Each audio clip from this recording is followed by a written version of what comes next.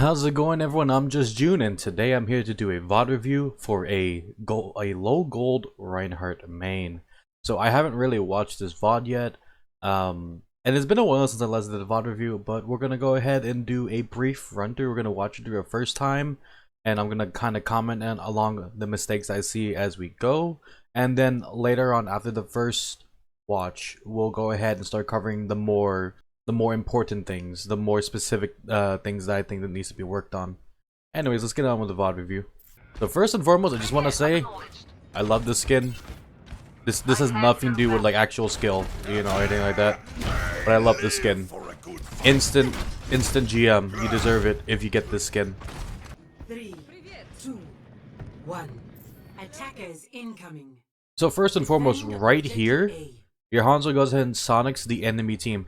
And just to take note, I have turned off the player outlines in this review because I'm going at it from the Reinhardt's perspective, the one who I'm doing the VOD review on. So I won't have any information gained from the replay viewer. The only information that I'm going to be able to see is the information that the Reinhardt can see. And at this point, you can your Hanzo has sonic the enemy spawn. So at this point, you can already see that they have a Diva, they have a Widow, and they have a Pharah. You can briefly make them out through the outlines over there. One of the biggest issues I see with lower elo players is that they don't do anything with the information that's provided. I know not a lot of people like to use comms, but if you are someone who does use comms, that's things that you should be calling out. If your Hanzo, whoever is doing the scouting, isn't calling out the targets, but you see them, you should call them out for sure. Simply knowing what the enemy team is already picking is very valuable information for your team. That means they can make adjustments to their positioning. For instance, the enemy team has a Widowmaker, so of course you want to respect the sights of a Widowmaker. Even if it's gold, even if a lot of people are like, oh, Widow mains here are bad, etc., she still has the potential one shot at any moment. So being able to call that out to let your squishies especially know that there's a Widowmaker is very, very important. And it's a very good habit to build, especially if you intend on climbing as well. So at this point in time, you can go ahead and throw a Fire Strike. One thing that a lot of Rein players don't do in lower elos is that they don't spam Fire Strike as often as they should be doing. Fire Strike is very important for building ult charge for Reinhardt. So right here at this point, there's an anti-nade coming in, so that also should tell you two things there: that the enemy team has an Ana player, and that they also wasted anti-nade, so they won't have anti for the next 10 seconds. Even though this anti-nade is being wasted right at the beginning where you can't really punish it, it's important to be able to track these cooldowns, especially important cooldowns such as anti-nade, sleeps, etc. I'd be watching your back. Be careful. Unfortunately, your soldier here gets picked off by the Widowmaker. He unfortunately was in a very bad position. He was down below, just kind of spamming along sightlines. I don't know what the comms were like in this game, but I'm going to assume that the Widowmaker wasn't called. And if she was called, then that should let the soldier know, hey, maybe I shouldn't peek this because someone has superior range than me. So calling things such as the Widowmaker is very important because it helps to let your squishies know where to position themselves and hopefully help less suicidal DPS players not peek at a Widow.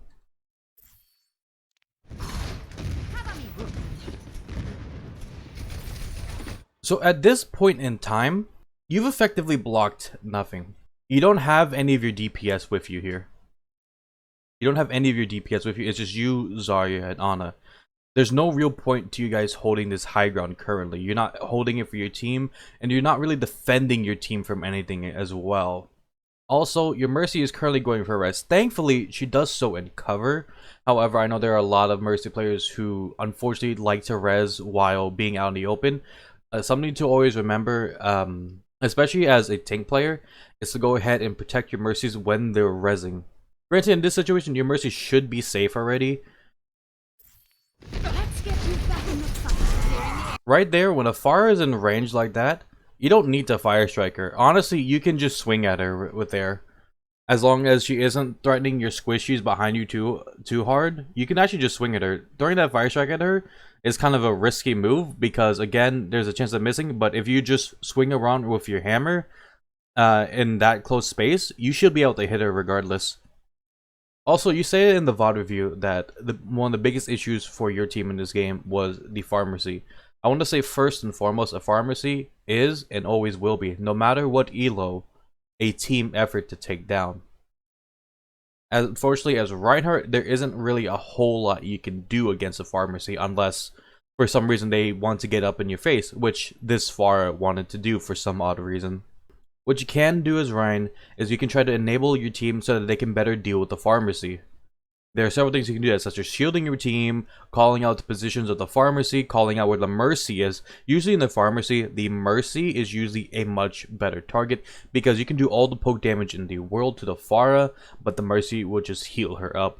So if you can direct your team to prioritize killing the mercy first and then the Pharah, you'll be able to deal with a pharmacy a lot easier.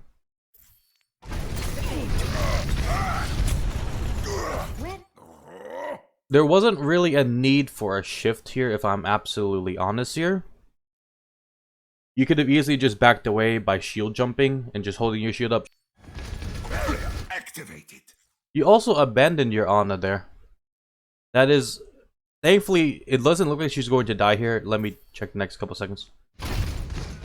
Okay, yeah, so she doesn't die here. Remember, you as the tank, you have the most HP pool. You're the one who should be taking the brunt of the damage. Simply charging away immediately in a panic charge is not a good thing. You should be using your shield to check around. You should check around, make sure your squishies are with you, call for them to fall back, and use your shield to go ahead and protect them. And if your shield is low, use your body as well. Honestly, not really sure why your Zarya is over in the position that she is and she died over there. I'm not genuinely sure. That could be a miscommunication error or something of the sort. But there isn't really a whole lot you can do there aside from asking for your Zarya to come back. But unfortunately, she committed and she died.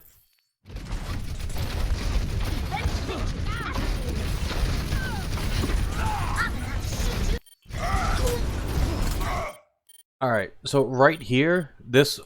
I'm sure you already realize this, but this was a very bad pin. I understand it's very tempting to go ahead and panic pin, especially when your shield is low, your HP pool is low, and your teammates are getting picked off. But you never, ever want to pin. You're going to die this way.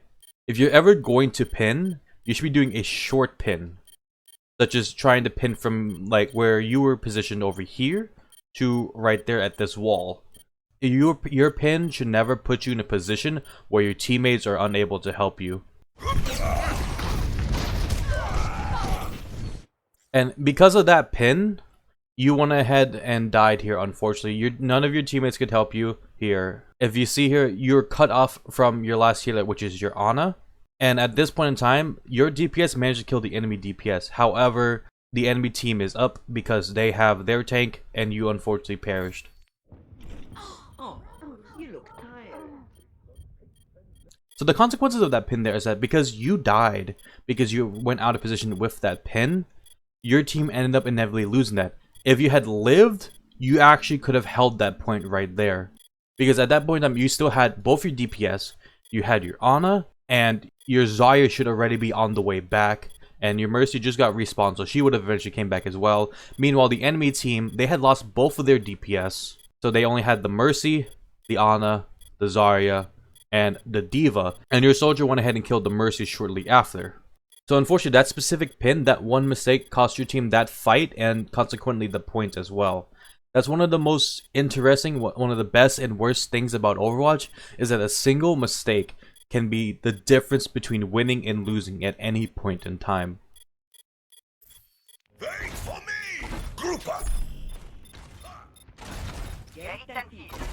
I see at this point you're calling for your teammates to go ahead and group up. Objective lost. Unfortunately, they're not falling back. At this point, you can see that you have your Zarya, your Mercy, and your Hanzo here. Your Ana's on the way back from behind you. Your soldier probably got late spawn. I'm not 100% sure, but he should be able to come back fast enough. So it's fine to hold at this choke right here. Come out and face me!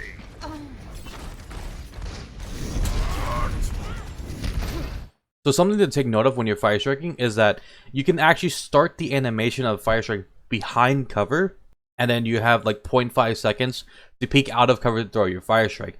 What this does is that it lowers the amount of time you expose yourself to damage, and burst damage in Overwatch is incredibly high. So sometimes doing a fire strike and peeking out and doing the whole fire strike animation while peeking out can get you killed. Even though you weren't punished here, it's a very good habit to start building now. I'm taking care of you.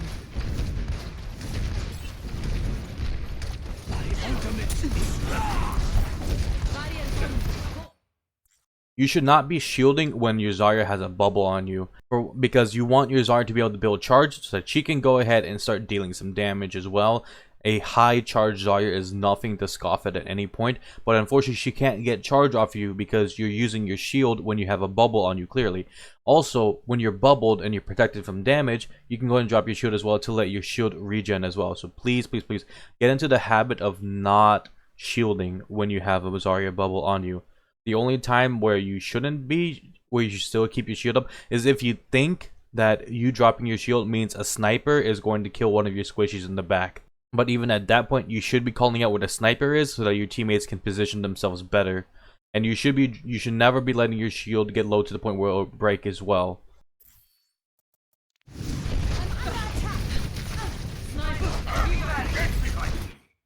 Unfortunately, right here, your Zarya goes all in. I'm not really 100% sure why. She probably thought that you were going in as well. You should have been calling when you saw her going in. You should be calling for her to come back, or you should be trying to follow up with her as well. There isn't really a whole lot you can do against this Pharah right now, to be honest, and your Zarya right here is in a very critical situation.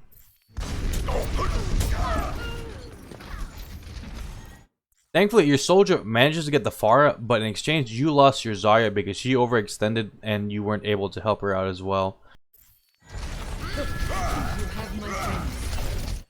So one of the things I'm noticing as well is when you swing, you do the regular Reinhardt thing of just W keying and swinging. There's actually a tech. There's a bit of a skill when it comes into swinging, and that you can manipulate the hitbox of your hammer in the way that you swing. I'll go ahead and record myself doing the swing as well, so to try to help you see what I mean. Alright, so I'm going to be showing you right here what I mean when I say that Reinhardt swings have some tech to them. Right there. Okay, so I swung at the Tracer, I managed to kill her. Let's take a step back. Notice how I'm not hitting her at all, right?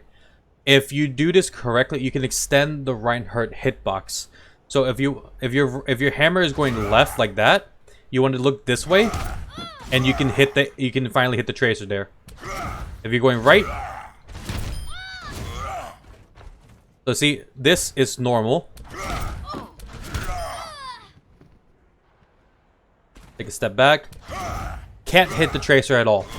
Not at all.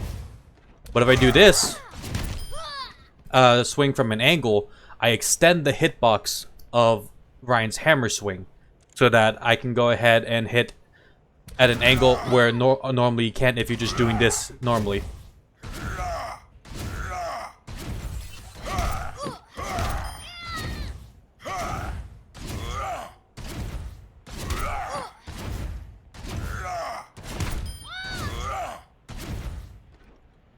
So that's what I mean by the tech of extending the hitbox of Ryan's swings. This allows you to hit people that you normally wouldn't be able to hit, and there's no real downsides to doing this. It just lets you get swings that most people wouldn't really expect.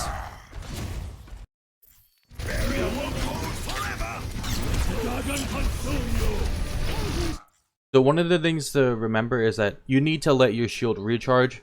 If you haven't noticed, within the past 3 or 4 times you put your shield up, you've gained next to 0 charge. You gain barely any of your shield back at all. The reason being is that you are constantly re-shielding, which resets your shield regen cooldown. You're also shielding when you still have a large health pool still. You can go ahead and swing as long as you want, as long as you have at least 300 HP in my opinion. You can go ahead and swing, pressure the enemy team, and let your supports heal you. Instead, what you're doing is you're taking a little bit of poke damage and you instantly put your shield up, which stops your shield regen, which means you almost never get any shield back. And at this point in time, the only ones who are really threatening you are a Diva and about, I think a mid-charge Zarya. I don't think she's high charge. She doesn't look like she's high charge to me. So you don't really have to worry about too much, even if you aren't actively hitting them, swinging them, pressuring them away, is a good thing to do, and it also lets you recharge your shield as well.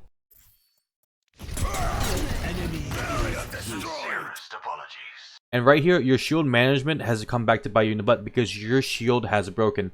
Something to remember as a shield tank, as Reinhardt and Sigma as well, is to never ever let your shield break. The reason being is that when your shield breaks, it takes longer than normal to get your shield back, as opposed to simply putting your shield down and letting it regen. Even if you have 1 HP on the shield, that's much better than letting your shield break. And at this point in time, because your shield's broken, you can see right there, there's an enemy Ana staring at you. That means she can get a free sleep, she can get a free anti. At this point in time, the D.Va has bomb as well, so she can get a free bomb on your team, since you have no shield to go ahead and block it. And the Zarya, a good Zarya at this point would have had grab, and she could have grabbed you guys, and you would have no shield to try to mitigate some of the damage that's coming your way.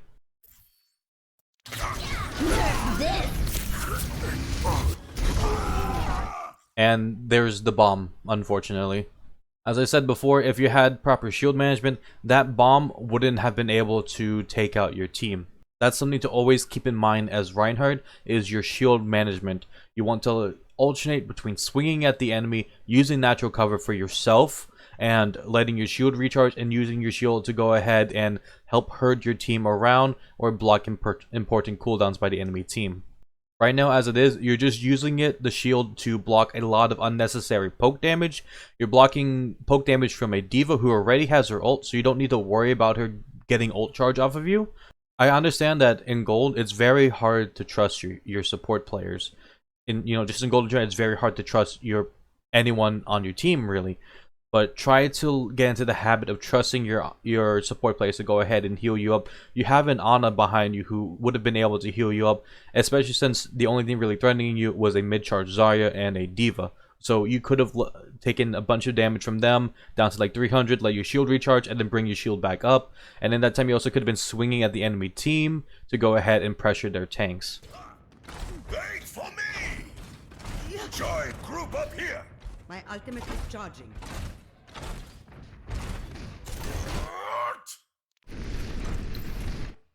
So there isn't really a need to try to Fire Strike the Pharah. You're not going to be hitting a Pharah that often with Fire Strike. It's a very good feeling when you do manage to hit one, but it's not a normal thing that you should be doing to build up your ult. One of the things to take note of right here at this point in time is that you're only 63% to shatter. Meanwhile, the enemy D.Va has already had a bomb. The enemy Pharah and Mercy... The enemy Pharah and the enemy Ana have their ults. Their Mercy already used Valk, and the enemy Zarya is 95% to Graviton. So this right here means that you're building ult very slowly. And there's two main reasons why. Number one is your Fire Strike usage. Instead of trying to hit a Pharah in the air with your Fire Strike, you should be throwing it at corners, at chokes, at places where you think the enemy team are going to be going through. And the other reason is that you aren't swinging nearly enough as Reinhardt. Right now, you're just acting as a giant shield, but that shield is very breakable. Aside from being a big shield, you're not really doing a whole lot for your team. Even when you're not being pressured that hard by the enemy team, you're just shielding and shielding and shielding. You have to be more confident in the swings. You have to learn how to alternate between shielding and swinging and balancing your HP pool and your shield HP as well.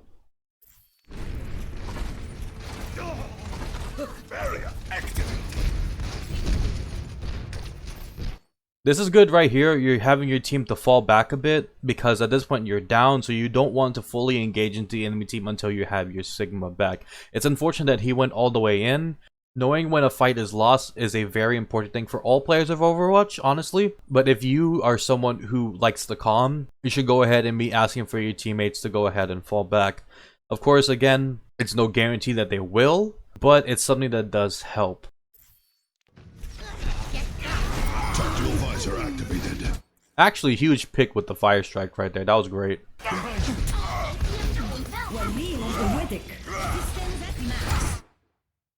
Going out of your way to follow a Pharah is not good at all, because at this point you just abandoned your backline to the enemy team. So in this position that you're at, think about here, what are you protecting? Who are you protecting, and who are you pressuring? The Pharah doesn't really care about you because she's just going to fly away. Plus she's nanoed, so even if you do get those swings on her, she's not gonna die. So you aren't putting any pressure onto the enemy team. As for who you're protecting, you're effectively protecting nobody over here. Your backline is completely out in the open now at the mercy of a nanoed Pharah. We still need you. Heroes never die.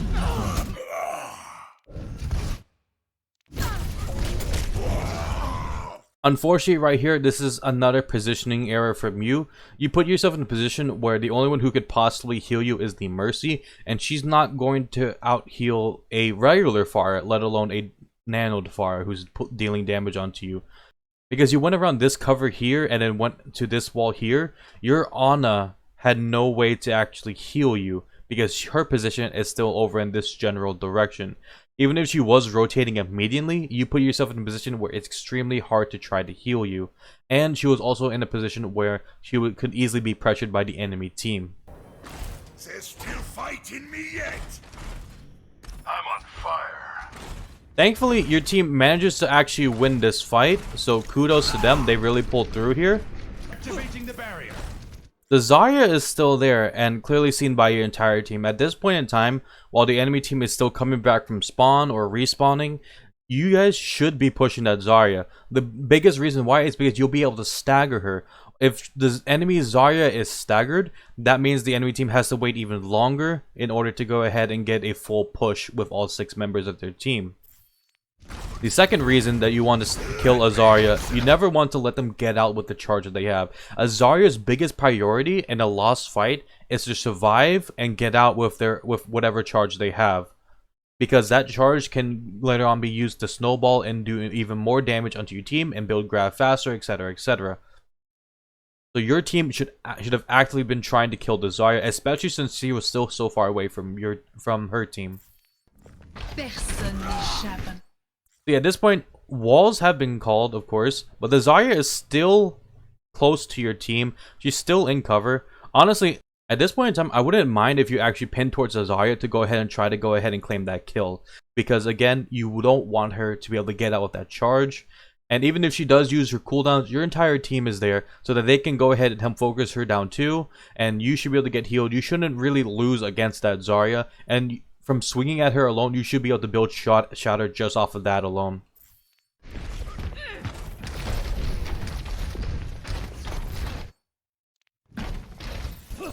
Unfortunately, your whole team takes too long to try to finish her, and so she regroups with her team, so she manages to keep her charge, and she still lives.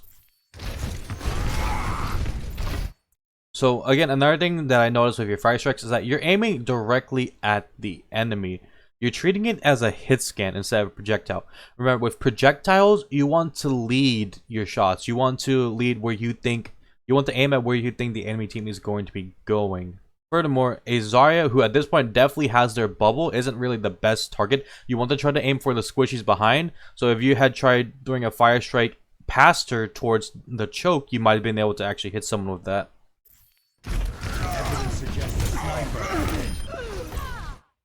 Yeah, honestly, I don't know why she just overextended like that. Generally speaking, she should have been able to live, and she should have been able to use grab or do something. But instead, she kind of just ran at your team. So, I mean, good on you and your teammates for punishing that. That's just very poor decision making on the enemy Zarya's part.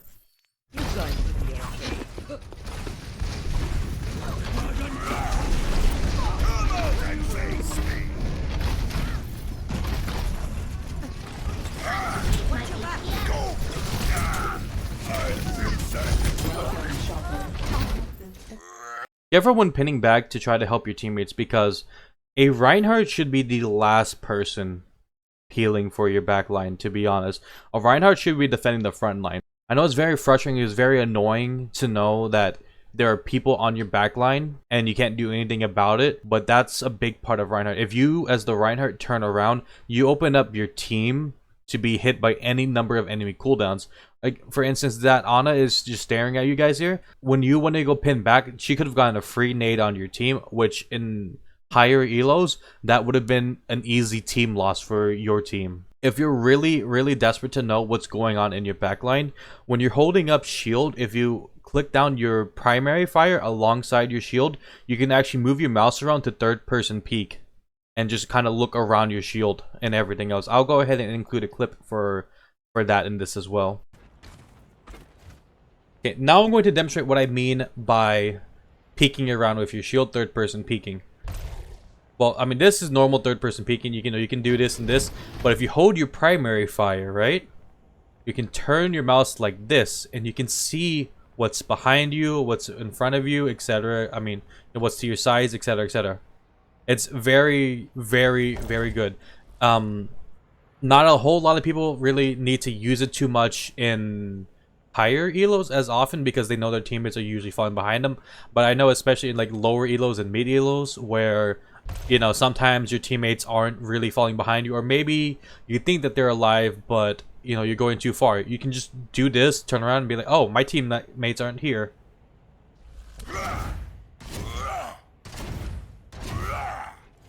And this is just a little bonus tip here. If you use this method and shatter, you'll shatter wherever it is that you're looking at.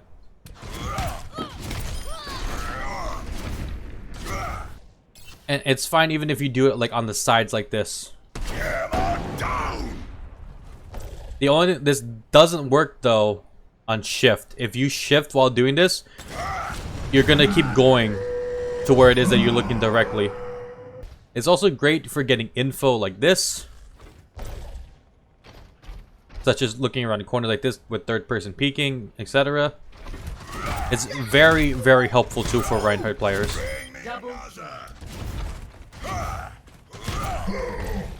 If you do this and then you simply let go without doing anything, you're still going to be facing wherever it is that your Reinhardt was facing. The only time Reinhardt turns to wherever it is that you're looking at with this third person peeking is with your shattering or using fire strike. Splendid!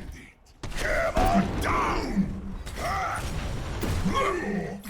Greetings!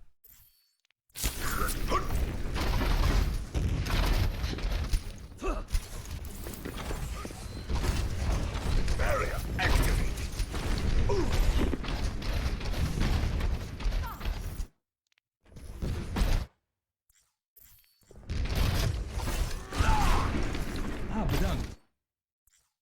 So at this point in time, the enemy Pharah is dead, the enemy Widow is down in the bottom left. You're thankfully shooting down below to try to block her from shooting anyone behind you, but that's also another thing. Remember to go ahead and call that out so that your teammates can position accordingly. Barrier in place. Alright, your Sigma is using his shield to block the sightlines of the Widow, which is a very good decision on his part. So you can go ahead and drop your shield. You don't really have to be wasting your shield here because the only potential one shot on the enemy team is the enemy Widow. The only thing you should be looking out for is the enemy Ana's cooldowns at this point. Everything else is kind of moot. There's no real reason for you to go ahead and block damage from a D.Va. You don't really need to try to block damage from the Zarya, and you don't really need to block damage from a Mercy, Design to Battle Mercy. The only thing you need to worry about is the enemy Ana's cooldowns because the enemy Widow is already being blocked by your Sigma shield.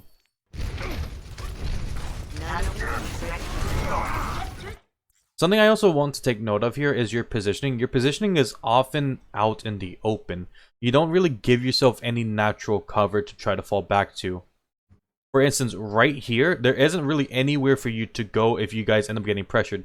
Secondly, you're using your shield when your Sigma is using his flux. Not his flux. He's using his suck right here. So you don't need to waste your shield here because the Sigma will be able to basically eat the damage as well. So you can just go ahead and let him do that. You're just wasting shield at this point. Barrier is about to break. Sniper. Unfortunately, your Sigma repositioned his shield and the Widow went ahead and peeked at the exact same spot, and the Soldier was on high ground and got himself shot. There wasn't really anything you can do there besides calling out the Widow the moment that you see her.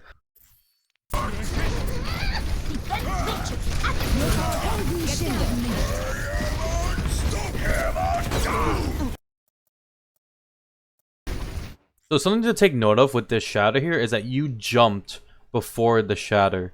When you jump before you go shatter, it takes longer for your shatter to actually happen. Usually speaking, this would allow, if this was a Rein on Rein, this would allow the enemy Reinhardt ample time to go ahead and get ready to block your shatter. So get out of the habit of jumping before a shatter. It's something that I notice a lot of Reinhardts and lower elos do, is that they jump and then they shatter, and that just makes it so that the shatter takes longer and gives the enemy team ample time to react to it.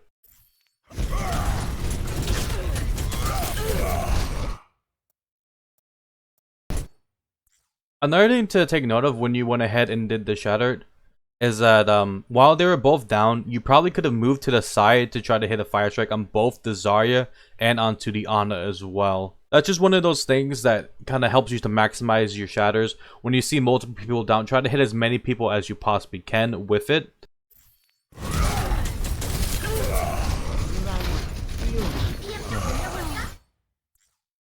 You managed to get the kill, which is good. I was a bit worried here that you were starting to overextend a little bit too long, but thankfully your supports were there to heal you. However, because you started going a little too deep, that exposes the rest of your teammates to the Widowmaker that's still uncontested on the left as well. This is kind of one of those things where a lot of Reinhardt players need to understand is that sometimes even if you hit a shatter, you shouldn't follow up on it because of other targets such as the Widow on the side. It's very frustrating when you hit a nice shatter on someone but you can't follow up on it. But you have to think about the long term of the fight. Is you killing this person going to actually help you guys win the fight, or is it just going to open up your team to getting picked themselves? It's honestly a very, very thin balance. So right here, you're holding up shield the whole time for this Diva Bomb, and your shield's already low. You only need 1 HP of shield to block the Diva Bomb. You only need to block it for the 1 frame that it goes off as well. Sometimes holding your shield the whole time waiting for the Diva Bomb, which again is another thing I notice a lot of lower elo players do, will give the opportunity to the enemy team to actually break your shield. You want to conserve your shield as much as you possibly can and use it to go ahead and block the Diva Bomb at the last second. Of course, it's much more worrisome when the enemy has a kind of CC such as Flashbang or Sleep or etc. But generally speaking, you want to go ahead and save your shield. You don't want to keep it up and risk the potential of it being destroyed before the Diva Bomb actually goes off. Thankfully, at this point, your shield stays up to go ahead and actually block the bomb. Unfortunately, your Sigma dies and your Ana dies as well. One of the things you possibly could have done for the Ana at least is to go in front of the Ana, to use your body to go ahead and block damage for her instead. Because again, she is a squishy, so she'll die a lot faster than you will. But honestly speaking, at this point in time, this fight is already lost. And unfortunately, your soldier popped his visor for some odd reason. But this fight is lost. So at this point, you should just cut your losses and try to get out as fast as you possibly can. Unfortunately, Grav, which I don't really know why, that's a huge waste. And that fire, I think, used Barrage and you just killed her for Fire Strike. Yeah, they just used Barrage and Grav to try to kill solo Rein. Which honestly is a huge win for your team. That is a gross misuse of cooldowns, of ultimates by the enemy team.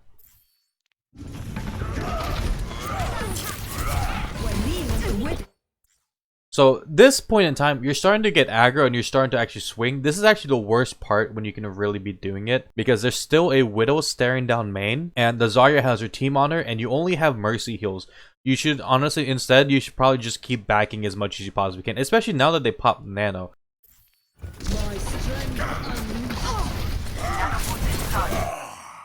Unfortunately, this pin here was not a pin that you should have ever done. And I'm assuming that this is another panic pin, because I saw that your shield was very low and then you go ahead and shift it in. If you wanted to shift at any point, you should have shifted away from this fight and back towards your spawn instead, in order to avoid dying. Instead, you shifted into the enemy, got antied, and even if you weren't antied, you would have put yourself in a position where your teammates cannot help you at all. So unfortunately you die here, and then we'll just go ahead and wait for the respawn. Heroes never die. Let the dragon consume you. In a situation like this, where you're trying to come back fast, your teammates are still contesting, you should be using your pin to actually get towards there. Your pin, using as mobility to get back to the fight faster, is a very good usage of it. I don't know what this Tracer is doing aside from getting slapped by a Reinhardt and Ana, but yeah. But if your teammates are contesting the point, especially when it's at this part where it's very close to the enemy team capping, you want to be coming back as fast as you possibly can. So pinning out from spawn to get to the cart is not a bad idea in this specific point. Although I would say pinning from over here, I would say a good choice would be when, as you came out here, you could pin from here to try to go ahead and hit for this pillar right here, so that you can go ahead and recontest faster and you won't put yourself horribly out of position. You'll still be in sight of your Ana right here, and you'll be close enough to be able to try to help your teammates who are fighting on cart. Come out and face me.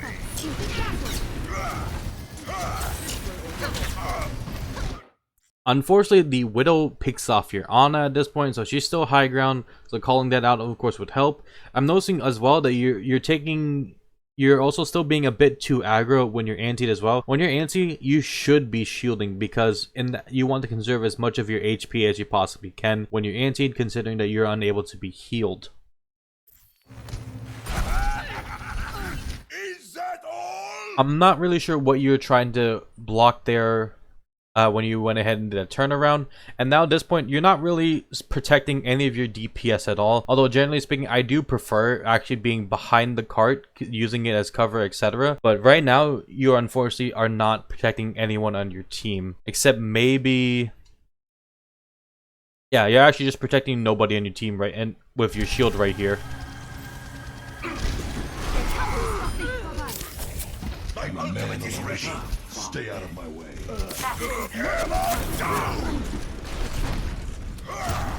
I'm gonna be honest, that was a very questionable shatter. Of course, I understand wanting to go ahead and finish off the supports, but there's still a fight going on towards the cart. This is one of those things where it's kind of it's a risk reward kind of thing.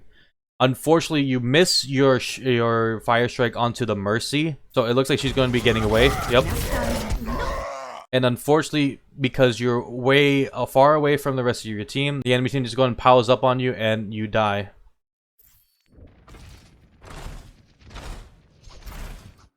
Again, at this point in time, you're not really shifting out of spawn to try to get back as soon as you possibly can. And you really should be trying to do so that you can help provide some cover for your teammates who are unfortunately probably peeking enemy Widow as she has walls.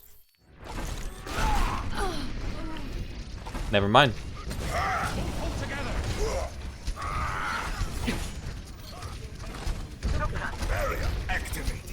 Thankfully, you guys are looking like you're winning this fight here.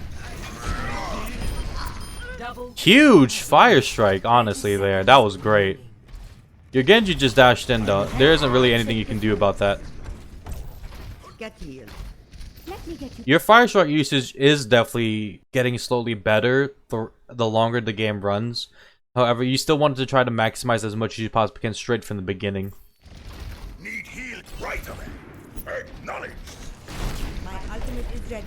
Get in there, and I will. Again, right here, there's no point to what you're shielding. You're not shielding anything. There's no enemy team poking at you. There's no one peeking at you guys. You have a decent idea of where the enemy teams are, and that's still at the main choke. So holding up your shield here, even that extra 31 HP shield that you're missing from your shield can matter a lot later on. And it's just kind of unnecessary shielding right here.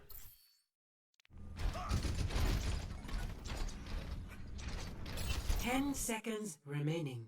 If you're really looking for what you should be doing in these times when there isn't any time to shield, I mean when there's no point in you shielding, you should just kind of be just holding M1, to be honest, swinging around. There's never really a reason to not be swinging unless you're like shielding or do something else. You should be looking to try to get fire strikes. You should be looking to go and swinging, and you should be trying to get info as well. If you have a decent pair of headphones and you're able to hear clearly from the noises alone here,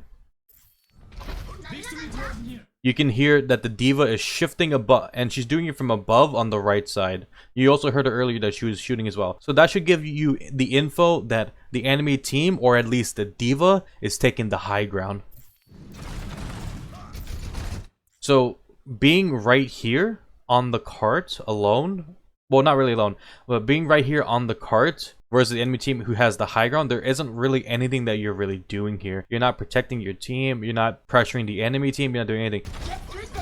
Barrier in place. What is that melody? Something that I'm noticing a lot again is that you're doing much more, you're doing short pins this time. You're not pinning out of position, but you're still pinning in times where you really shouldn't be pinning. You should instead be focusing on, and that's in that fight, you should have been focusing on swinging and shielding, just swinging and shielding. You don't really need to go for any pins or anything of the sort. But if you are trying to get a pin at any time, if you're trying to actively try to pin someone, something to remember is that this was discovered by, I believe, Flats OW, I think, is that when you pin as Reinhardt, if you aim with your left shoulder, it's more likely to suck the enemies in, and if you aim with your right shoulder, it's much more likely to boop them away instead. Hello.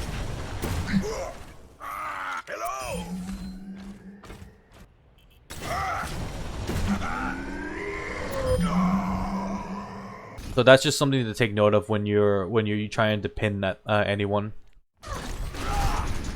What is that melody?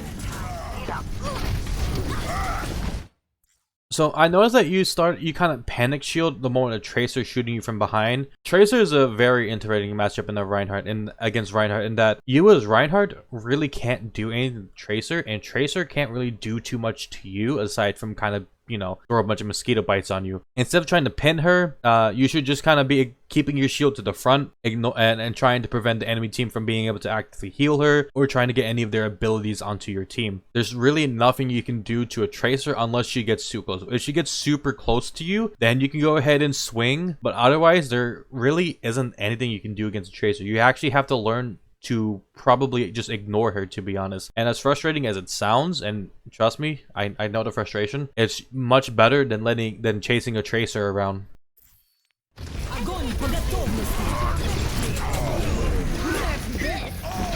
Thankfully, that pulse bomb didn't kill anyone.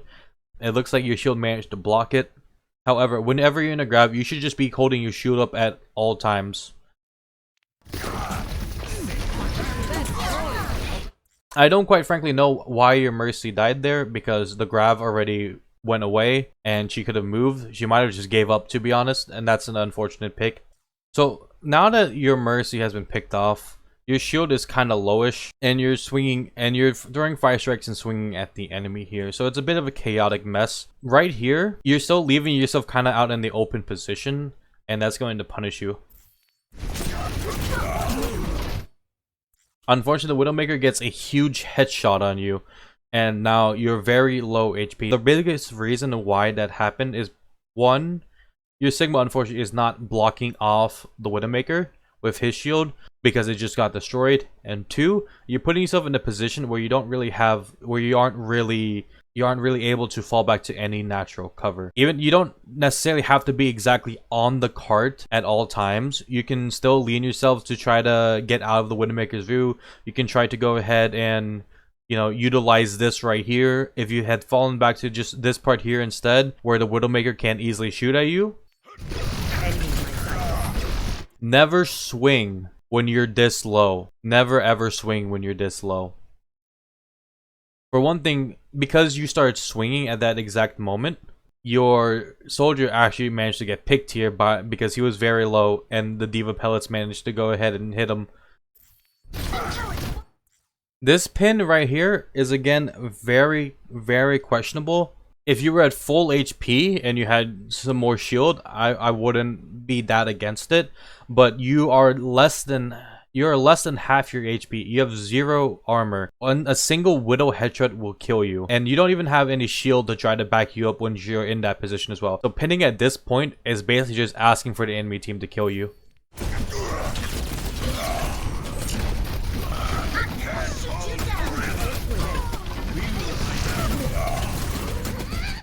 So yeah, in this situation again, it's a very, very rough situation, but what you should be doing again is playing very defensive-like in this particular point in time. Because again, you're trying to get your health back, you're trying to get your shield back, you're trying to survive. Spawns will favor your team because your team spawn is a lot closer than the enemy team spawn. You want to live as long as you can to let your teammates come back, to let your supports heal you up, etc, etc, to let your resources to come back. You only need to win one fight off of this. But because you go ahead and you're very aggro in this particular moment, you're swinging at the enemy, you're taking unnecessary charges, etc, your shield got destroyed, and unfortunately it looks like you're about to die in this particular moment as well.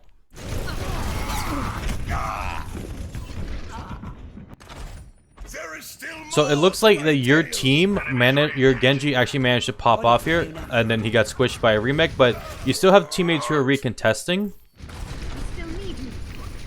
So at this point, your Sigma's already going in, your Genji just got rezzed, your Mercy's still alive, so this is a time to go in.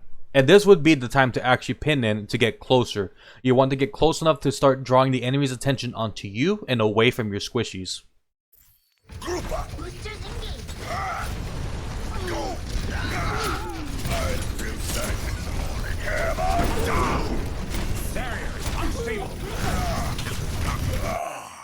That shatter right there, it wasn't necessarily bad, it just wasn't good as well.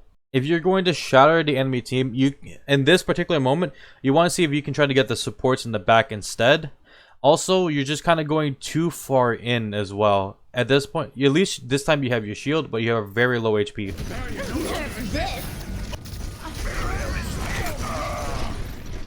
When you were swinging in this particular moment, that was fine. The problem came after this part. And that you started pushing forward after the shatter. Again, the shatter was neither good, but it wasn't bad either. But at this part, where you're constantly going in and going in and going in, you're tunnel visioning at this point, and you're going too far in compared to your teammates. Like your Mercy just died. You still want to try to go ahead and survive as long as you can. You're going way too far in, and you're still swinging even when your HP is getting deleted.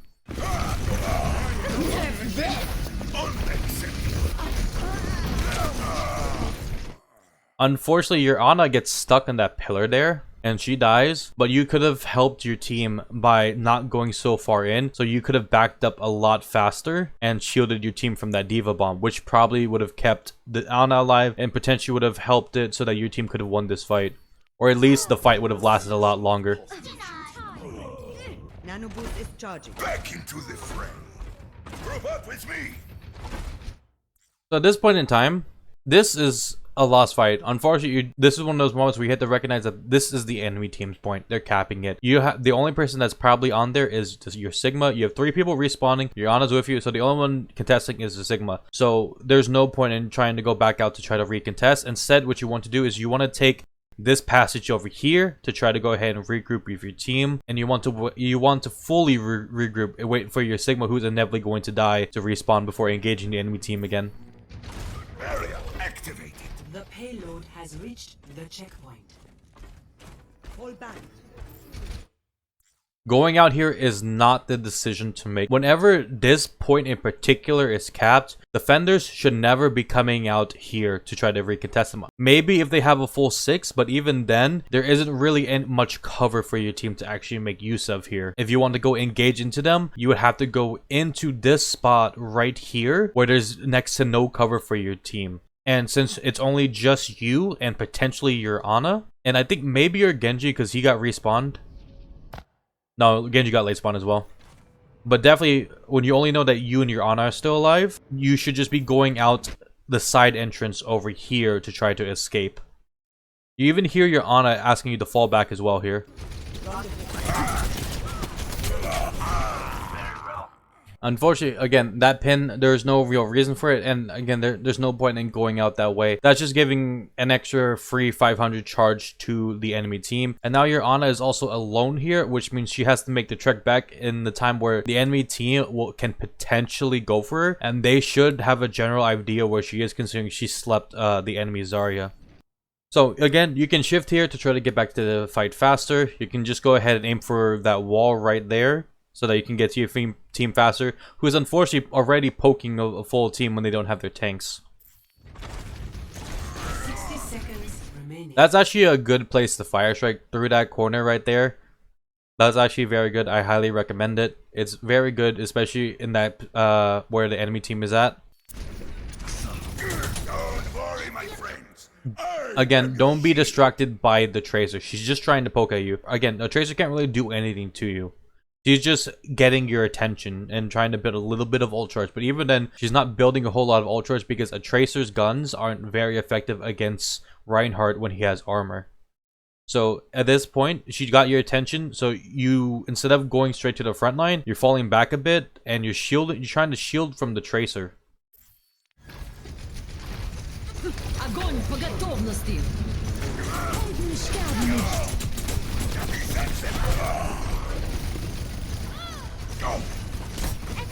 Unacceptable.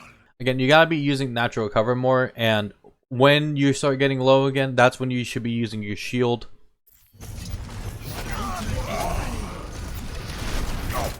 Alright, see right here, you're going back in again when you're low. You don't have any shield and you're roughly half HP. Instead, what you should have been doing is trying to use this wall right here to try to go and let yourself heal. And you especially want to get out of line of sight of the Zenyatta who had you discorded as well.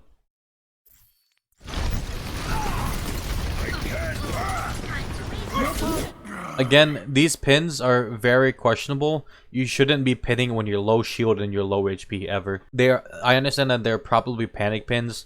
That's a habit that a lot of lower elo Reinhardts need to get out of. And even mid elo Reinhardts have that issue as well, where they kind of just panic pin the moment they're low on HP or low on shield. But it's never really advantageous. Like if you're ever going to pin, you have to have a real reason on why you're doing it. You have to think about where your pin is going to be putting you at. Are you going to be able to survive? And what is the value you get out of pinning? Thankfully, you live because the Ana nanos you. However, the enemy D.Va just threw a bomb out and you only have 26 HP on your shield.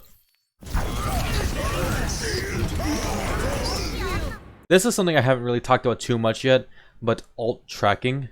At this point in time, you can basically assume a D.Va. You can basically assume someone usually has their ult at minimum every 2 or 3 fights. And the higher up you go, you can always assume they usually have ultimate after 1 fight. Like Reinhardt, the general thing is like Reinhardt's, you should always assume they always have their ultimate after a single fight or very close to it. Zarya should be like every 1.5 fights or something like that. I understand that the ult charge gain is a bit lower in lower elos. However, in this point in time where the D.Va has not used her ult in quite a while, you should be tracking it and be like, okay, she has bomb. If you had kept track of that ult and kind of figured that, oh, okay, she has bomb, you wouldn't have pinned in and you wouldn't have let the D.Va get this free 4K bomb here. At this point, there isn't really a whole lot you can do except die on cart. You don't have the shield to protect yourself. You don't have any supports to try to help you. And you were in the middle of the enemy team while nanoed. So the only thing you can really do at this point is just go ahead and stall cart until you die. Try to get a little bit of ult charge before you go and then just die. Instead of doing this where you're backing away, you're making it so it takes longer for you to die. 30 seconds. Again, I know dying, it never feels good in a game. Ever.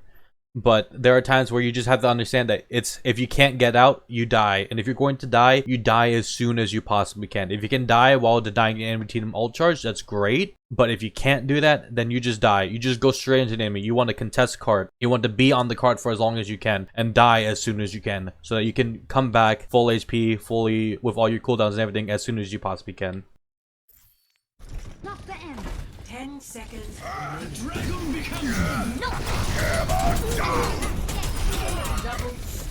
Honestly, very good pin. Very good pin and very good shatter, so I'll give you props for that one. Between that and the Genji blading, you guys managed to win that fight there. At least I hope so.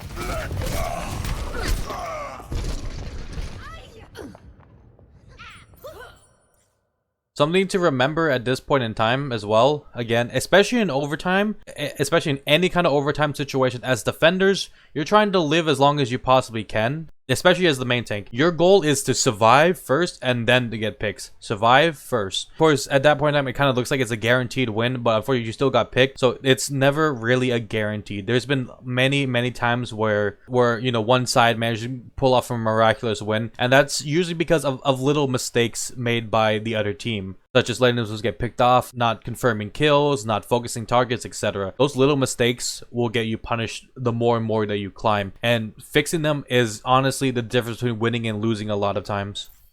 Und wo tut's jetzt weh? Thankfully, at least it doesn't look like that the enemy team is going to cap, but even then, it's still OT. Don't leave it to chance. Pin out a spawn and get back as soon as you can. Healer. Meta Ende. I'll show them. Dein Schutzengel ist da. So a little tip here. If a ball is being annoying and booping you around, whether you're on Reinhardt or really any role, if he's doing the whole spin to win on a point, you can actually just stand on the cart. If the ball wants to contest you off of the top of the cart, he has to stop spinning. Like, if you're just trying to deal with the ball spinning a cart alone, just stand on the cart. If there's like an enemy widow or something aiming at you while you're on cart, maybe not the best decision. But if it's just the ball that you're having trouble with and he's booping your entire team around, if you just step on the cart, there's really nothing he can do about it without stopping to go ahead and go crab form and start shooting.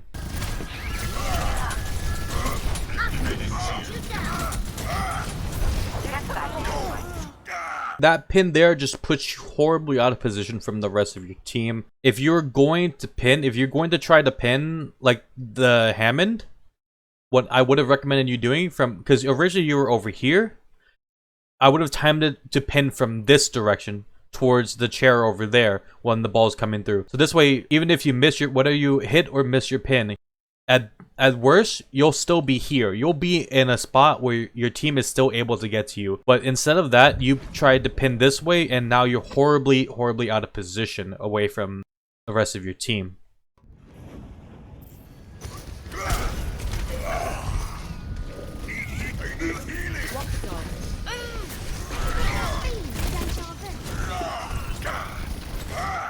So at this point in time, your team is low. You're down both of your DPS, and the enemy team has their DPS. So what you should be trying to do at this point in time is, again, try to live as long as you can, stall it out. You respawns and will benefit your team. You want to wait. You want to let your teammates come back. They'll come back faster than the enemy team respawns will come back. You're powered up. Get in there. Are you ready? Watching your back.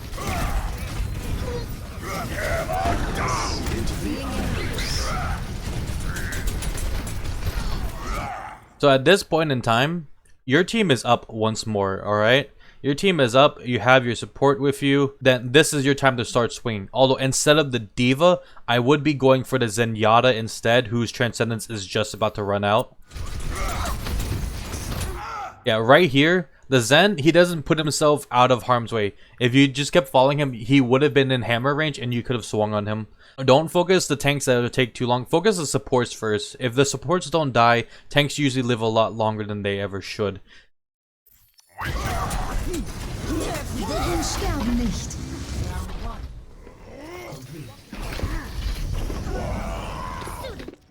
Thankfully, right here, they kind of don't touch cart. 2, 1. Attackers incoming. Defend objective A. Alright, shooting straight out of spawn is a good idea because a lot of people like to go ahead and spam damage over at spawn. Sometimes a Widowmaker will try to go ahead and do a jump shot, a Nash will throw dynamite, I don't know, throw anti, etc, etc. So shooting out of spawn is always a good decision. The only time you don't really want to do that is if like a fire strike is coming through. But if you have a Zarya, she can just bubble both you and herself, and you guys can just take the damage from the fire strike and give her free charge. But aside from that, shooting out of spawn, always a good thing to do. Just remember that you normally, I'm pretty sure for most spawns, you're able to see outside the windows. So you can kind of see if someone is looking to aim like a fire strike at you guys. Usually most Reinhardts will telegraph it very well. And just people in general will telegraph that they're trying to go ahead and throw something at your spawn. We strike as one.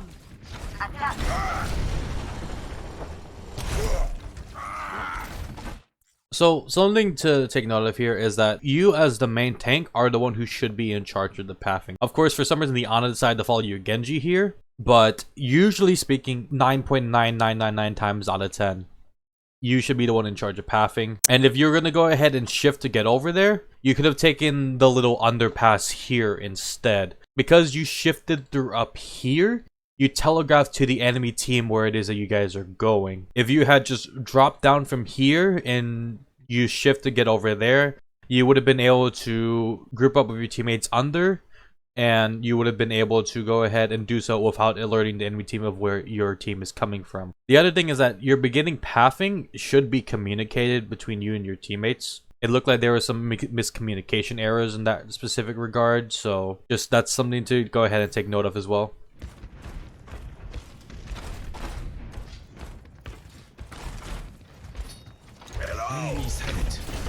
Come out and face me.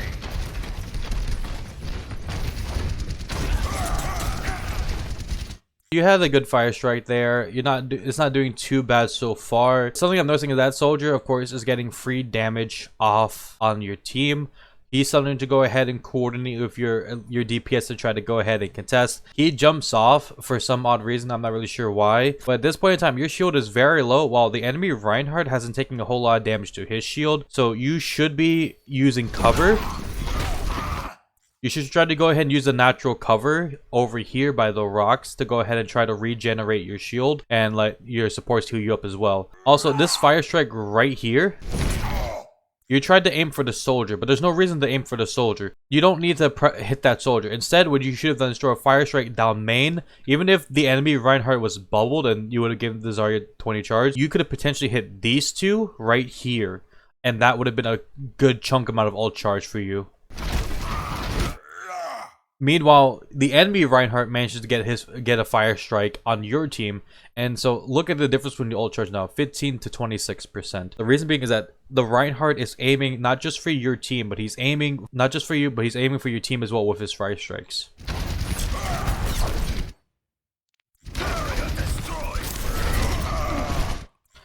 So because your shield usage, again, you're just taking a lot of unnecessary spam. You're not taking the time to fall back and let your shield recharge. Your shield here unfortunately breaks. You take a lot of spam damage and then get eliminated by the enemy Reinhardt's fire strike. That's why shield management is so incredibly important as Reinhardt. It's no exaggeration to say that the Reinhardt with the better shield management often wins.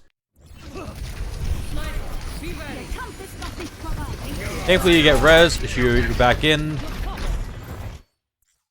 You're still shielding when you're bubbled, and you decide to rotate away from the main fight. I'm not really sure why you're doing this, because since you're rotating away and your teammates are already over here engaged at the enemy team. In fact, actually, they're very far away.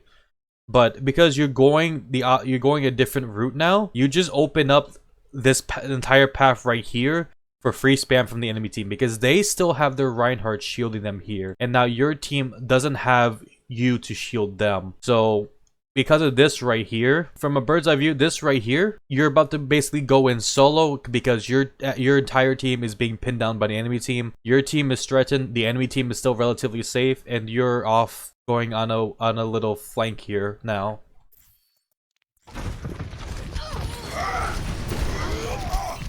So there's no reason for this pin here. For one thing, a surprise pin doesn't really work that well, because one, they probably already knew where you're coming from. Two, the enemy Reinhardt can always counterpin you. And three, the enemy team has a fair amount of CC. They have the Ana go ahead and sleep you. They have the Reinhardt to counterpin you. They also have the Zarya, who could have used bubble to save. Even if you didn't manage to pin someone, Zarya could have just bubbled them and they would have saved their life and would have gave Zarya free charge. Plus, if your pin had worked, if you had managed to pin in the enemy team, you would have landed somewhere around here.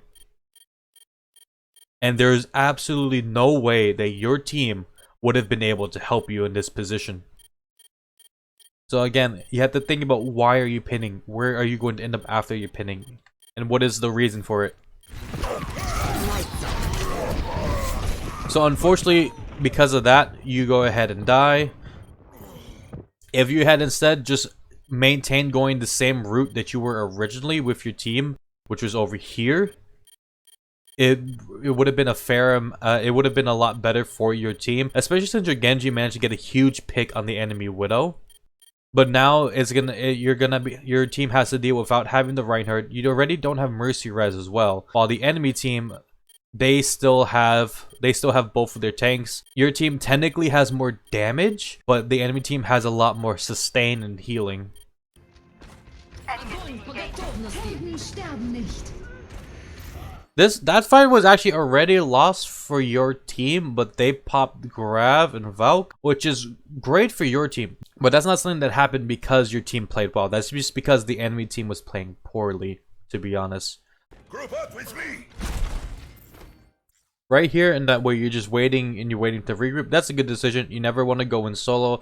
For some reason, I see a lot of lower elo Ryans. They'll see that their entire team is dead, and they're like, yeah, I can go in. No, don't ever go in solo. Reinhardt is not able to 1v6 an entire enemy team.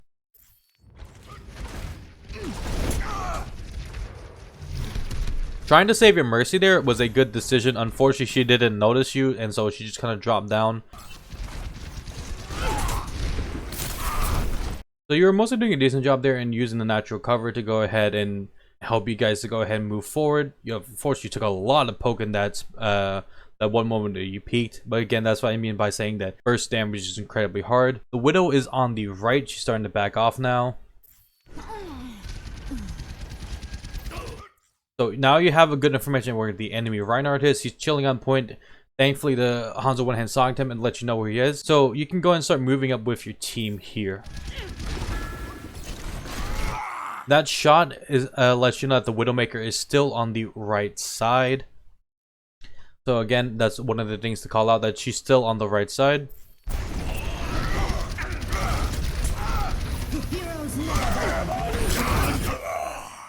There, Reinhardt went ahead and just kind of went past you to go ahead and shatter your team. I think he got the Zarya and only the Zarya, but he died for that. So that's a mistake on the enemy Reinhardt's part.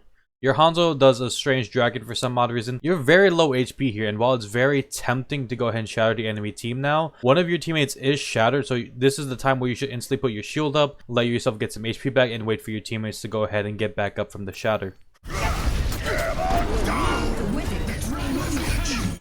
That shatter right there didn't really do a whole lot. All it did was just shatter the Zarya, who already got domed anyways by your Hanzo, and your Genji went ahead and popped Blade. So that pin normally would have been bad, but it actually denied the res there, so it's good, but it's not like I'm not sure if that was intentional or not. I'm taking the point. Greetings. Acknowledged. Objective A captured. Escort the payload. So right here, that's a good fire strike from the enemy Reinhardt, and this is what I meant earlier by throwing your fire strike at chokes here. You don't see that fire strike until it's too late and you're getting hit by it. Those are the kind of fire strikes that you want to be constantly spamming at the enemy team in order to build up your ult. Something that everyone should always be doing is kind of using tab to show what the enemy team is running. Of course, in the beginning, it doesn't show what the enemy team is running, but afterwards, it will show, and it will show that they're changing. Like, see at the top right, you can see that the enemy soldier went back to Pharah. So if you're using tab to go ahead and check what the enemy team was running, you would have been able to see that they went Pharah, and your teammates could have adjusted accordingly. Come out and face me. Your Mercy died in the back to an Ana. So again, to note is that I'm using the transparency settings off because I don't like being able to see the enemy team. But unfortunately, it turns off the transparency for your own teammates as well. But that is something to be aware of, is where is the rest of your team? So you don't, since you're down your Mercy and your Hanzo just killed the Ana, so he's still a far bit back. So you shouldn't, this is the time where you kind of just play it safe. You just kind of move cart along, which no one's moving cart, by the way. And you just wait for your respawns.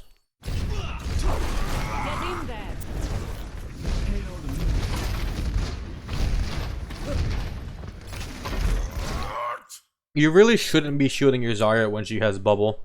You're just denying her her own charge and making it her life harder.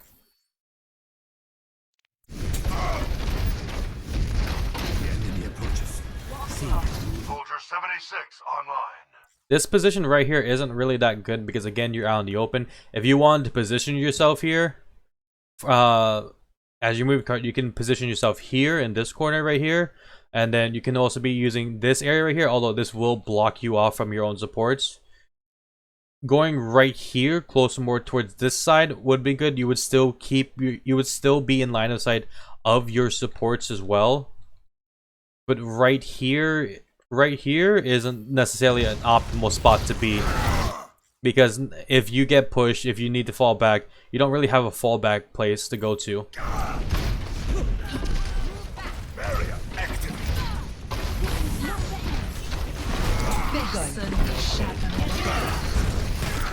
Careful about standing on the cart, especially in the Rhine v Rhine. So, if in this particular scenario, if you're standing on the cart here and the enemy Rhine is down here, and if he had shatter, he could shatter your whole team.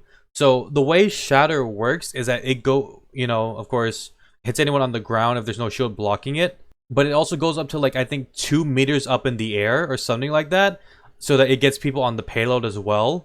And if you're standing up here and you have your shield up, the shield isn't actually going to block the enemy shatter.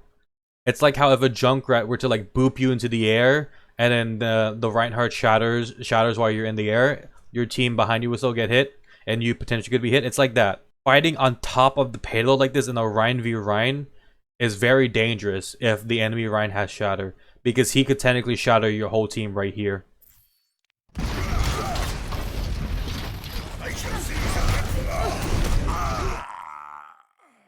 So you go a little bit too far. The displacement from the far rockets and the enemy Reinhardt kind of boops you off. If you really wanted to play aggro them against the enemy team, you want to just kind of follow behind the cart first. To go ahead and use that as cover, throw fire strikes at the enemy, and just holding, just kind of actively trying to swing at them if they get close, throwing your shield up, etc. But because you go way too far in, you take a bunch of spam damage and then you die, unfortunately. You have to really keep track of your HP pool, especially when you're swinging against a Reinhardt, because you going down first just opens up your entire team to being destroyed by the enemy team. Unfortunately, your team went ahead and popped Grav to just solo Grav the enemy Zarya. They managed to get a pick from it because the enemy Reinhardt kind of just stared at the Zarya.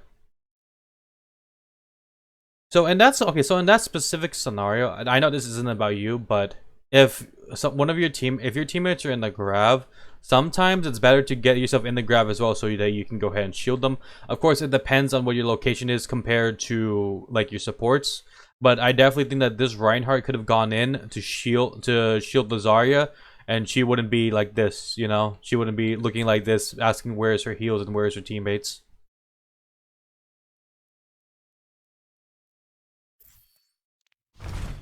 So your team managed to get a huge pick while you're gone, but all it does in that specific scenario is just evens up the fight, to be honest, in exchange for an ultimate. Usually, and that's not something that you want to, that's not a trade that you want to have. You don't want to trade an ultimate to make a fight even. You want to trade an ultimate to win a fight or put your team at an advantage. And unfortunately, the fight goes back to the enemy team's advantage because your Hanzo gets sniped shortly after. And the enemy team reses the Grav. So again, this is nowhere near your fault. This is just another example of ultimate wasting that I think that a lot of people need to try to take note of here. Is that if you're that Zarya and you got that Grav, you think, oh, I just got a free pick. But that pick only resulted in an even team fight, not in getting an advantage at all. In almost every scenario, that's always a bad decision. The only time would be probably in overtime, where there is no backing up, there is no stopping in that regard. But otherwise, in every other scenario, using an ultimate just to make a fight even is not good ultimate usage, especially since they just res the Zarya. So effectively, your team has traded out the Graviton Surge for a single cooldown, which is Mercy Res. And your team is still down because your Hanzo died as well. So it's a 6v4 now at this point because you aren't back yet. That's just, again, that wasn't anything about you in particular. That's just something I wanted to go ahead and take note of.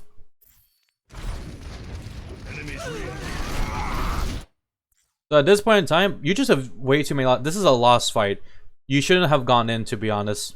Your teammates should have fallen back, and you shouldn't have gone in here. Even if you have to let your teammates die, you shouldn't have gone in, because you being there to die with them in a fight that you don't need to die in just gives extra free charge to the enemy team. You're 500 HP of ult charge for the enemy team, and you're giving them an extra 500 HP by trying to save your teammates who refuse to come back. That sometimes you just need to let your teammates die. Sometimes you can't overextend. I know earlier I said the enemy Reinhardt could have gone to the grab to save their Zarya's life, and that's but I only said that because that was like a risk that was possible, a risk that, you know, could have worked off. Risking your life here to try to save your teammates when they refuse to fall back is not a risk worth taking, especially with the enemy team so close.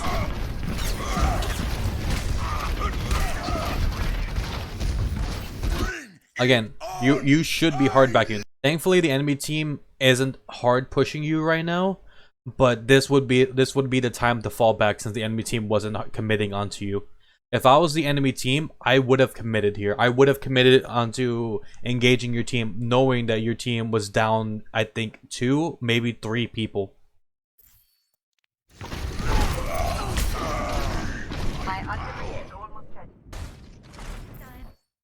Again, you should be shifting again out of spawn to try to come back as soon as you can.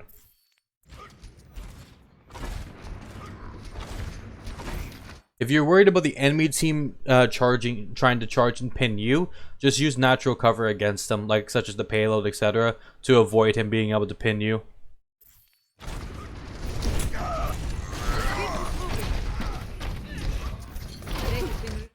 Again, you're not shielding anything here. You want to get close to your teammates first and then shield them. Also, with you constantly jumping like this, jumping as well gives the opportunity for the enemy Ryan to actually try to shatter your team. I'm on fire.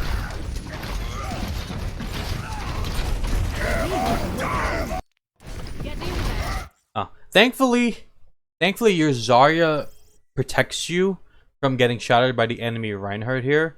There are some habits that you can abuse in lower elos for Reinhardts, is that oftentimes when one Reinhardt shatters, a lot of Reinhardts like to try to shatter immediately. Like after they block a shatter, they'll try to shatter right afterwards. It's very predictable in higher ranks and doesn't work that often, but in low ranks it does happen a fair amount. People do it. Knowing that, you can always remember to shield immediately after you shatter, because if you mess up your shatter and then the enemy team tries to counter shatter, you already have your shield up to block it. Thankfully, again, your Zarya bubbles you at the exact moment to block the shatter, which is great.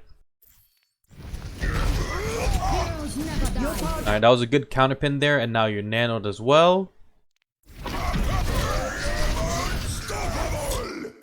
This was the time to just go straight into the Reinhardt. I'm not really sure why you're going around this little thing right here. You should have just gone deep into the Reinhardt, especially since your soldier just popped tactical visor. While you're nano, the enemy Reinhardt's nano just wore off, so you should be pushing into the Reinhardt. He already used shatter. You don't really have to worry about anything. Your soldier's pressuring them from the high ground on the left side, and you can just pressure them on the front line here.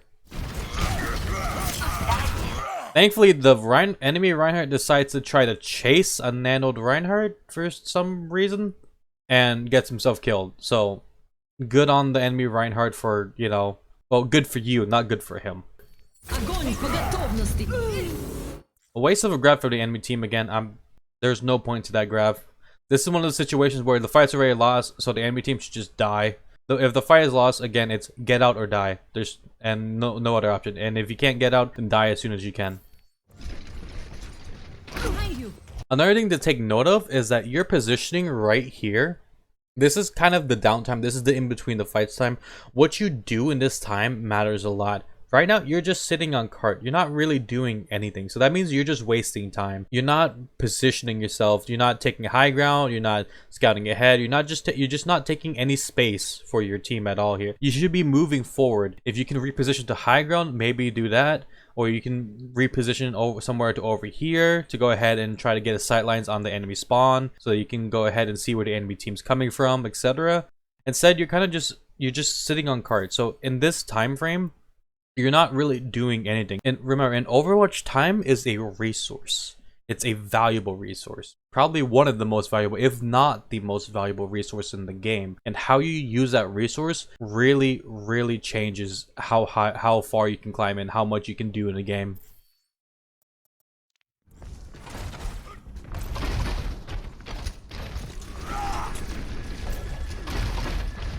Enemy Ana gets out because no one tries to go ahead and punish her.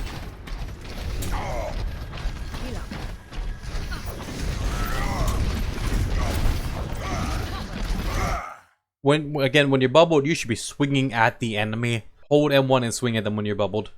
You want to give your Zarya charge, and you want to build up your own ult charge as well.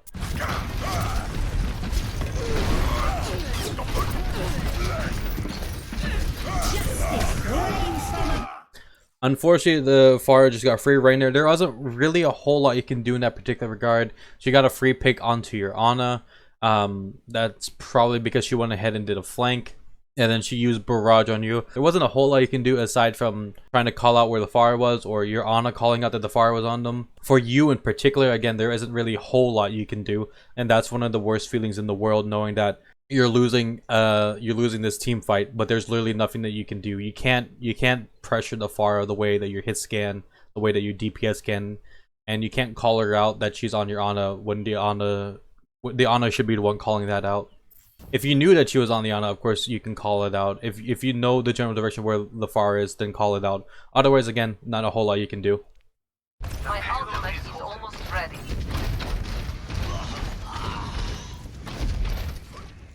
That's a reset. If you go in here, you're already down to one person. And even if you do engage, even if you trade with the enemy team by going in, the respawns will favor the enemy team because it's just much closer to their spawn than it is to yours.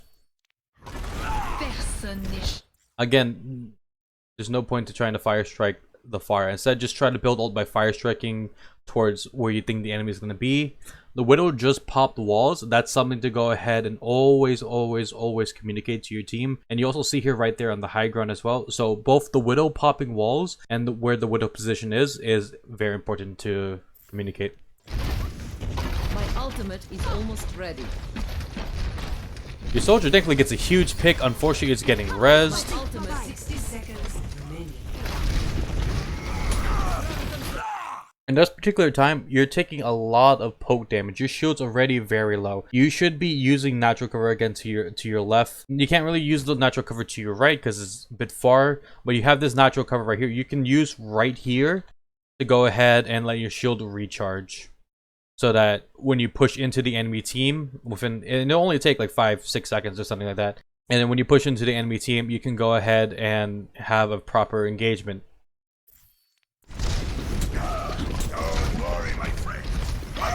Instead, you're committing to this fight right here, and your shield's already very low, while the Reinhardt shield, I haven't really seen it take much damage, and he's already very close to shatter. So if your shield breaks, the enemy Reinhardt gets a free shatter on your team, as long as he takes note of your Zarya's bubble cooldowns. While you're in there, there's no need for you to be shielding. You're also bubbled, and this pin is very questionable as well. So now you don't have a pin to stop an enemy counter pin here. Now you're slept, you're very low as well, and you don't have any shields. Thankfully, you blocked that shatter, which is good on you. That's another thing a lot of Reinhardts like to do, is like the moment they're grabbed, they like to try to shatter. So just trying to anticipate that the enemy Reinhardt is trying to shatter, or trying to bait it out of them by doing a fake swing and then throwing your shield up immediately, is a very good way to try to go ahead and block the shatter.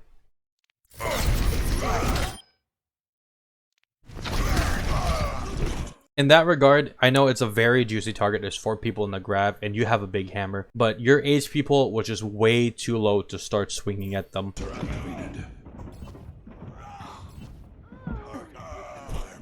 Thankfully, your soldier managed to pick up 3 kills with his ultimate. 30 seconds remaining. I don't tolerate defeat. Get on the attack now. Again, luckily your soldier managed to go ahead and pick up that fight and win it for your team. My ultimate is charged. Again, you have far spawn. I think your Zarya does as well. Yeah, your Zarya has far spawn, but regardless, you want to go ahead and try to get back to the fight as fast as possible. Again, this is your shift usage. You should be using it to get back as soon as you can, especially when you have late spawn. Everyone heal up. My ultimate is almost ready.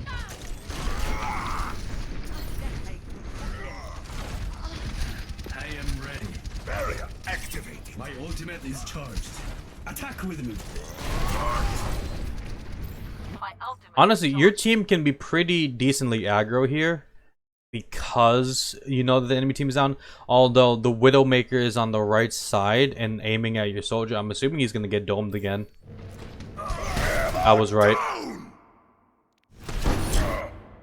Again, the jump shatter right there, it gives the enemy Reinhardt ample time to react to it. So he just brings up his shield. And even if he didn't bring up his shield, he already had the Zarya bubble right there to block the shatter as well. So again, you have to be thinking about why are you using shatter. You have to time it. In the Rein v Rein and getting shatters off is a huge mind game. You have to try to anticipate when the enemy Reinhardt gives you opportunities to shatter. One of the biggest opportunities to try to shatter the enemy Reinhardt is when they're fire striking. When they're in the animation of the fire strike, that is your time to shatter, as long as you can go ahead and predict it. Aside from that, if you can't predict the shatters, you have to try to coordinate with your team, try to go ahead and get some kind of CC on the enemy Reinhardt or do something like that, or just try to focus on the enemy Reinhardt so you can shatter the rest of the team behind them. The dragon becomes.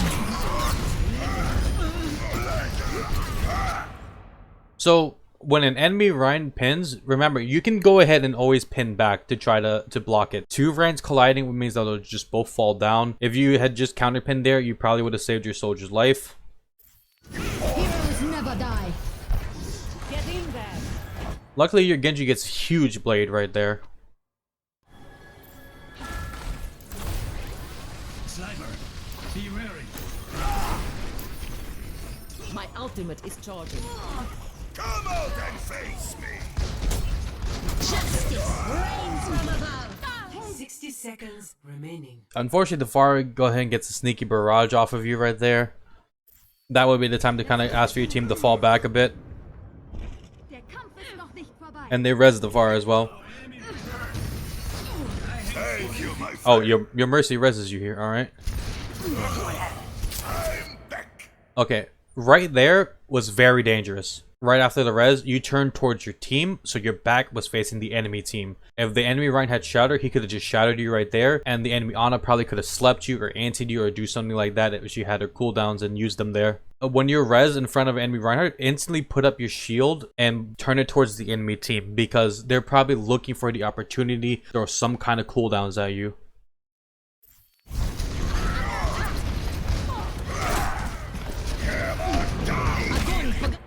Thankfully, you keep your shield up, you block the enemy Rein Shatter. They devote Grav to this fight, but I'm pretty sure it's already... This fight should already be won by your team, by the enemy team.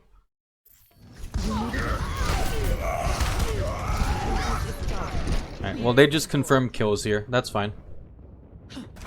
Time to waste. Attack now. Hello.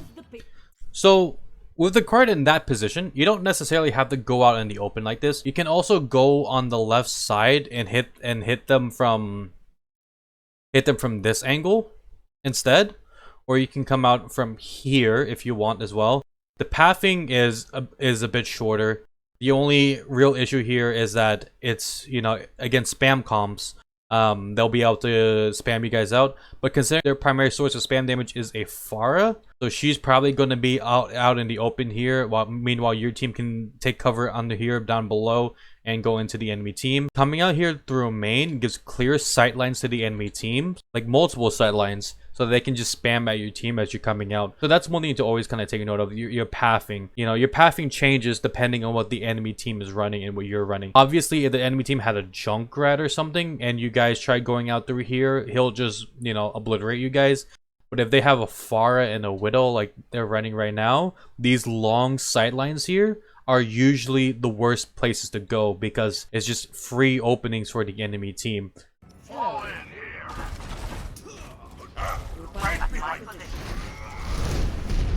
Sniper. And this is what I mean right here. At this point, you guys have you've taken a lot of spam damage to your shield. You have to choose between blocking the pharmacy, and blocking the pharmacy means that you're opening up your side to the Widowmaker, and your shield is already very low, while the enemy Reinhardt shield has barely taken any damage at all.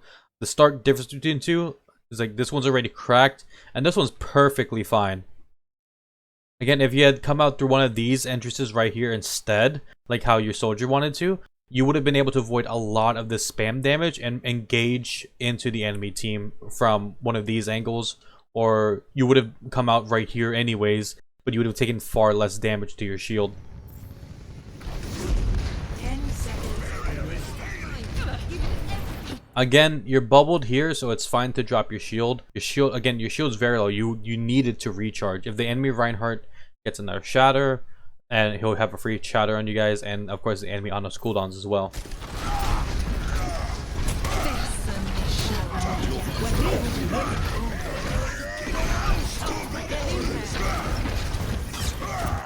So when dealing with a nanoed Reinhardt, and you're not nanoed, it's always a good idea to just keep backing off from him. Don't let him get the swings in, because in the Rein v right there, if one is nanoed and the other one isn't, you're not going to win that, so that's good.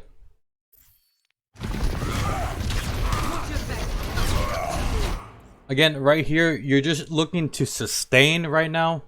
You're just trying to stay alive and keep your teammates alive here.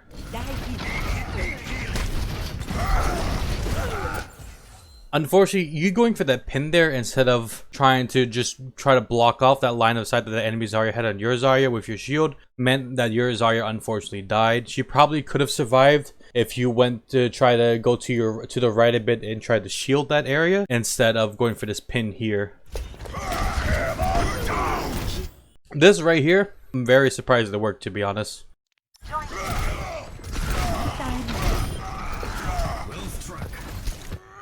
I want to take note of here is that while you did manage to get these 2 picks here, it was more because of the enemy Reinhardt not playing well. This is just one of those situations where it kind of worked, but it really shouldn't have.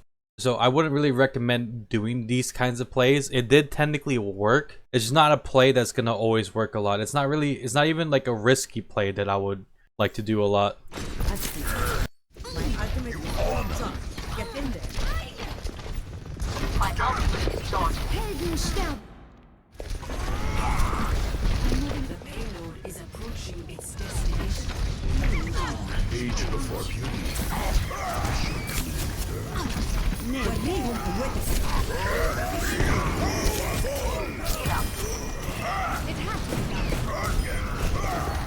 So that was a good pin. Your pin actually brought you back to your own team as well, and you managed to get a pick as well. Everything before that was a bit interesting. It was more of mistakes, but because you managed to get yourself emptied and slept. However, thankfully the enemy Reinhardt actually woke you up, and your Ana nanoed you as well. And then the ball booped you in. I'm pretty sure it was the ball booped you into the enemy Ana. So that's just kind of one of those things where the enemy team kind of just worked in your favor, to be honest. My shots find them.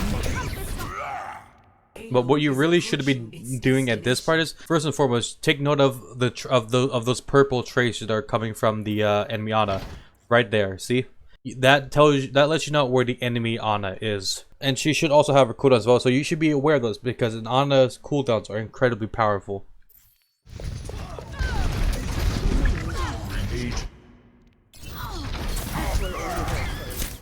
At this point you're using a lot to shield against the Pharah, and I understand that she is a big target. She demands a lot of presence of how much damage you're doing. You do, however, have both of your supports, and the Pharah is targeting you, so you probably could have kept your shield towards the Ana. It's kind of a risk-reward thing. You could have kept your shield more towards the Ana to avoid getting antied. In that scenario, you have to kind of keep in mind both the enemy Pharah spamming at you and both the enemy Ana looking to hit you with an anti-nade or sleep at any moment. So it's kind of one of those things where you have to kind of keep track of those two important things and try to block them both or prioritize one or the other. In this scenario, you prioritize the Pharah, which means you got antied, but thankfully the Pharah managed to get picked by your DPS. Get in there. Again, right here, it was just very interesting. You got booped away by the enemy ball while you were nanoed. The enemy Reinhardt woke you up with that fire strike, and then you killed the enemy Ana and pinned back to kill the Reinhardt. By all accounts, if the enemy team hadn't messed up there, they probably could have just killed you all right here while you were slept with the enemy Reinhardt shatter. But thankfully, it didn't end up that way. So we'll see how this fight goes.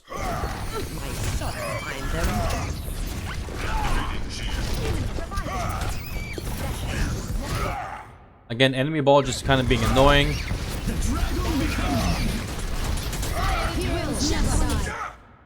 Pinning away here, again, is not really the option. I'm not really sure what you're trying to pin here. And unfortunately, that grab didn't get anyone as well. Victory. That is incredibly unfortunate. Your whole team actually gets off the cart. That is very, very unfortunate. And not a way that anyone wants to lose. But in that scenario, I wouldn't really recommend pinning away, especially in OT. I wouldn't recommend pinning away, especially in OT as you did, because as you saw, well, none of your teammates were on cart because the Pharah killed the other person on cart, and you were too far away to try to touch.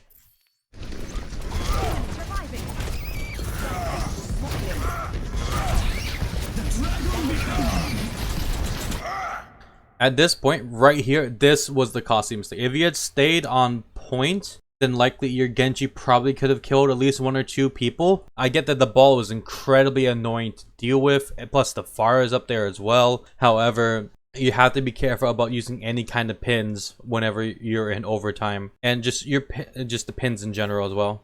Heroes never die. Rains from above. Victory. So yeah, that pin plus the barrage kind of sealed the deal for your team, which is incredibly unfortunate. It was a close game, however. To kind of just recap throughout this entire thing, is that something to note of is that your biggest flaws as Reinhardt is your shield management, your pins, and your fire strikes. Consistently throughout, I can say that the thing that has lost you the most fights in this game were your pins. You're pinning far too out of position.